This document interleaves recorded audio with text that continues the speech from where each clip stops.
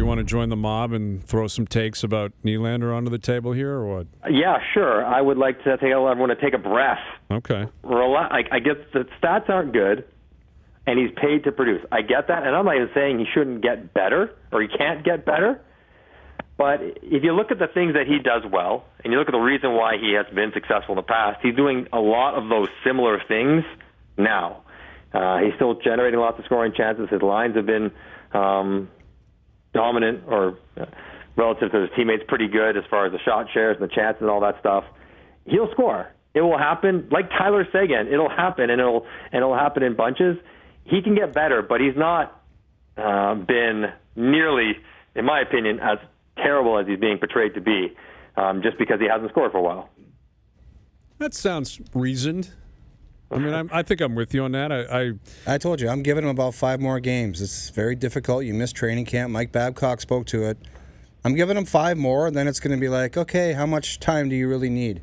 You want the money in this town? You're not the hardest working guy in the world. So in that case, you better start putting the puck in the net. But how many goals do you think that he is supposed to score? He's scored 20 goals a year the last 2 years. Well, I think you give him a full season, Jennifer. So he's a 30-goal scorer. But he's never done that. Well, like, this is the thing. Is he a 20-goal scorer who's in a slump right now? Everyone keeps waiting for him to be a 30-goal scorer, but he hasn't proven that he is that I think guy. You're going on projections, though, right? You're thinking more increased ice time with Austin Matthews, possibly different situations where he's put in a position to score, and maybe he can become that. I was an 8-goal scorer, a 16-goal scorer, a 19, and then 15, and then one year you score 41. So... And I was a centerman, and I don't think they were projecting me like they were in William Nylander.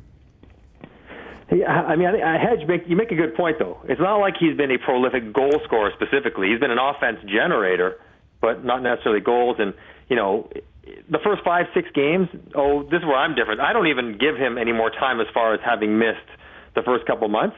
That grace period is over to me. He's been here now, 5 weeks? Right? 5 weeks, 6 weeks? And that's plenty of time to catch up, get your body in shape, get your mind right, settle into the new routine and rhythms of the year. I just think he's in a rut. I mean, Patrick Laine's in a rut. Tyler Seguin's in a rut. But they don't happen to start a year. When it happens off a protracted contract negotiation, and it's right away, in your years where you scored 30 goals, 40 goals, you probably went times 12 games scoring 1. And it felt like an eternity, but when you had so many on the front side of it and the back side of it, it all just averages out to make sense. He just, unfortunately, has had his at the front side of the year, so it looks particularly gruesome, and he has to deal with all the noise that he's hearing right now. But that's the price that you pay when you negotiate a contract in the manner he did, and you play in Toronto. But I just don't think he's been as bad. I was reading some numbers. Since he started on the team December 1st, whatever it was, he's got the second most individual chances generated, scoring chances. Like, he's not scoring at the rate he should, but it's not like he's not doing anything to create those chances. He just got to get a little confidence, got to get a few breaks, and then he'd have the 4 goals you'd expect at this point. Don't you wish some of your coaches, Johnny, what's happened to you? Pulled you into their office and said, "Don't worry, Johnny, you're generating." I don't think you ever heard that. Neither did I. I got that from my mom, Jeff. That's what, Mike, don't worry about not scoring. Worry about when you don't get any chances. That's what my mom used to tell me all the time. I'm like, no, Mom, I'm worried about not scoring. It's been 9 games. I feel like a dog.